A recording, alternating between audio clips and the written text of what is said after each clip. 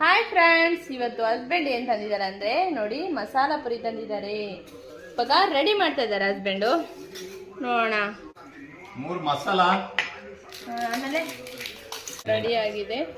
ಇರ್ಬೋದು, ಸೂಪರ್ ಆಗಿರುತ್ತೆ. ತಿಂದು ನೋಡೋಣ ಟೇಸ್ಟ್ ಯಾವ ರೀತಿ ಇದೆ ಅಂತ.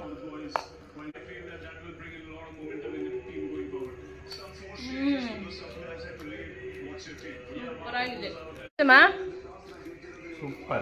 ಸೂಪರಾ? ಹೇಗಿದೆ? ಇವನ್ ಎಕ್ಸ್ಟ್ರಾರ್ಡಿನರಿ. ಪಾನಿಪುರಿ ಕೂಡ ರೆಡಿ ಮಾಡ್ತಾ ಇದ್ದಾರೆ ಹಸ್ಬೆಂಡು. ಪಾನಿ ರೆಡಿ ಆಗಿದೆ, ತಿನ್ನೋದು.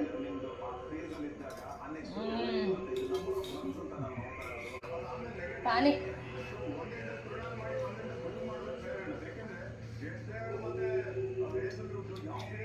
ಹುಳಿ.